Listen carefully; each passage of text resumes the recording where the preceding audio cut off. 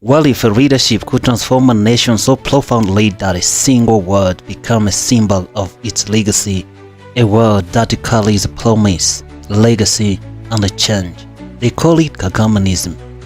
But what's kagamenism? Is it a philosophy? Is it a strategy? Or something far greater? Some call it Rwanda's miracle. Others are still trying to understand it. Today, we'll explore what lies behind this word, kagamenism.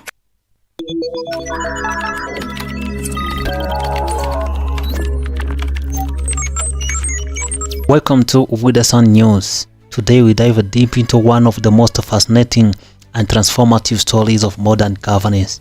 A story that continues to challenge traditional views on leadership and nation building. This is the story of Rwanda, a country that rose from the edge of tragedy to become a beacon of hope, resilience, and innovation.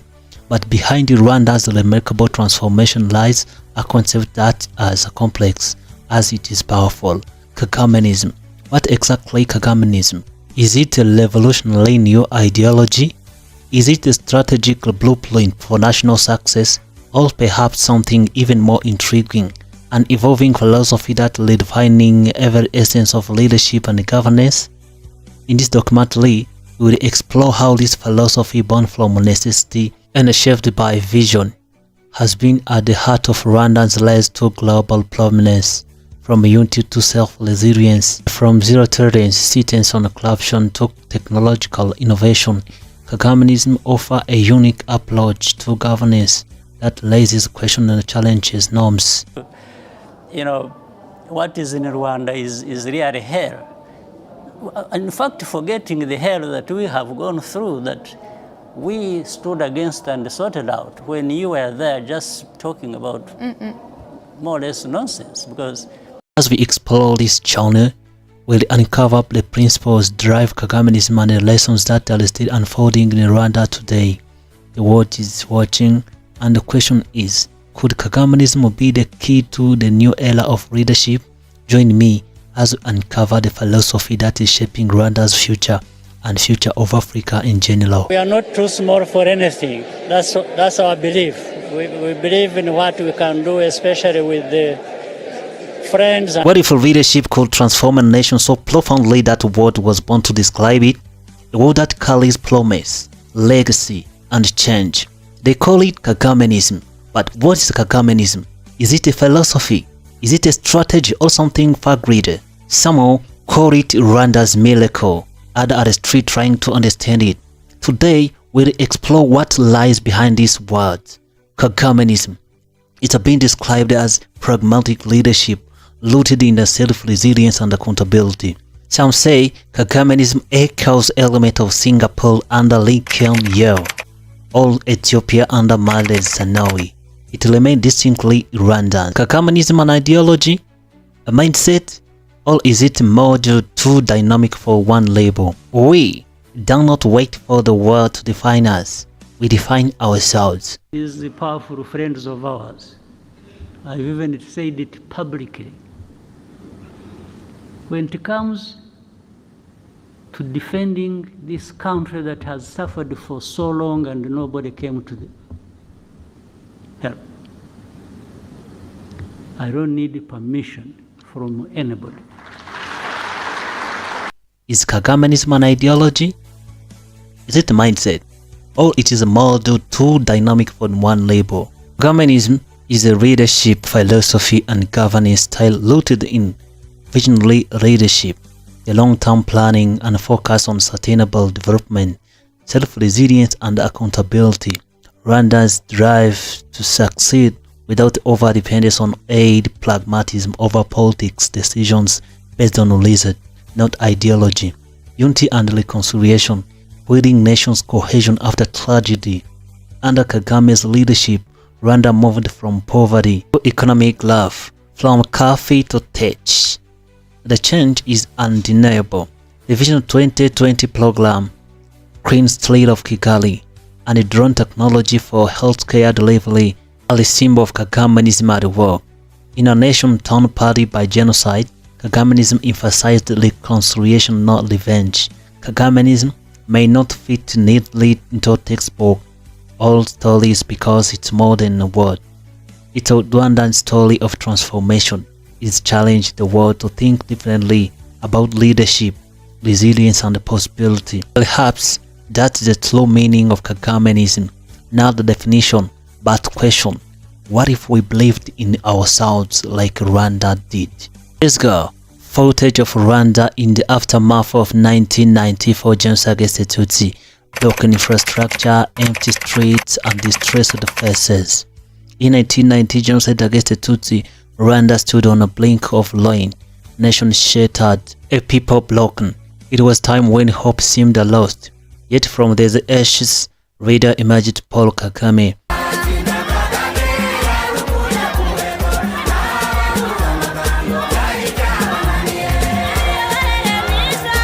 For many, he is not just a president, but a savior of Rwanda. For Rwandans, Kagame's leadership is more than politics. It is a promise of security, unity, and transformation. He led the Rwandan Patriotic Front to end the genocide. And since then, he has rebuilt the nation from its deepest wounds. Before, we had nothing but division and fear. Today, under Kagame's leadership, we have peace and opportunities. He gave us back to our dignity. Students believe he is a savior because he restored hope for our generation. He showed us Rwanda can dream again. Kagame's leadership has been defined by discipline, determination, and the vision of self-resilience. His approach, often described as kagamenism. We are building a Rwanda where no one is left behind. Rwanda for Rwandans, shaped by our own vision and efforts. Outsiders, Rwanda's progress under Kagame is both admired and questioned. How did a country once defined by tragedy become one of Africa's fastest growing economies? To Rwandans, Kagame is more than a leader. He is a symbol of resilience, a man who turned despair into hope, division into unity, and a broken nation into thriving home. Savior, yes, but also a visionary who directed Rwanda's destiny. Rwandans say, if it weren't for Kagame, I don't know where I would be. He saved Rwanda, and for that, we are forever grateful. Here, we see the top 5 in a millions projects that have been initiated by His Excellency Paul Kagame that world won't forget. At number 5, we see Amahoro Stadium, the renovation of Amahoro Stadium into the world-class sports and entertainment facilities position that as a Rwanda regional hub for major events. At number 4, we will see Kigali Convention Center serve as prime venue for international conferences, summits, and events, boosting Rwanda's international appeal. At number 3, we will see the Rwanda partnership with the Global Sports Club, Visit Rwanda, a strategic partnership with the global football clubs like Arsenal and PSG. This will promote Rwanda to worldwide audience, enhancing its visibility as a tourist destination. At number 2, we will see Rwanda's drone delivery program. As the first country to implement drone-based medical deliveries, Rwanda has showcased its leadership in technological innovation and healthcare solutions. At number 1, Kigali Convention City. Kigali Convention City is a Rwandan flagship project, establishing the country as a regional hub for technology, innovation, and education. Someone may ask him or herself why Rwanda is the safest and cleanest country in Africa. The answer is kagamenism. In Africa is Rwanda, with a whooping and outstanding safety score of 73.2. This Rwanda outranks countries like Spain, the UK. You know, Rwanda is safer than the UK. Very, very safe country. Also very, very beautiful. Right. So please visit Rwanda. I didn't know that Rwanda was so safe like this. Right. Anyway, and Rwanda is also the cleanest city in Africa. Right. I did a list of cleanest cities in Africa. Rwanda topped that list at number 1. The cleanest city. So very safe, very clean, beautiful place. Because Kagame prioritizes security and stability. Community policing through programs like Ilondo involve citizens in maintaining peace, zero tolerance for corruption, a transparent system, about trust in law enforcement, regional stability. Rwanda remains politically stable, attracting tourists and other investors. About the green lines, Umuganda community work, citizen clean public space monthly fostering collective responsibility. Plastic ban back implemented in 2008, reducing pollution nationwide. Waste management, effective system keep cities clean and organized. Green policies, Kigali's urban planning include parks, green spaces and environmental standards. Kigali is recognized as Africa's cleanest city, and Rwanda remains one of the safest countries globally. This is the result of Paul Kagame, who see Rwanda as a god in the world. Most West countries usually accuse Rwanda and President Paul Kagame to not respect the human rights. But did they know?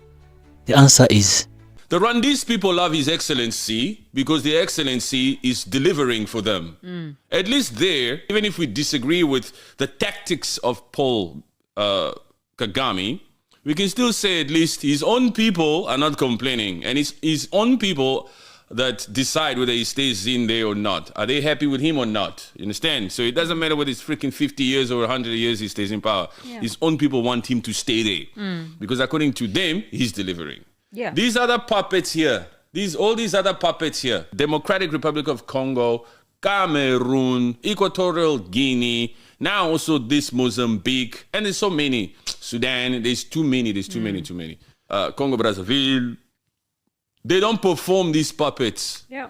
They don't perform. They don't deliver. The infrastructure sucks in those countries.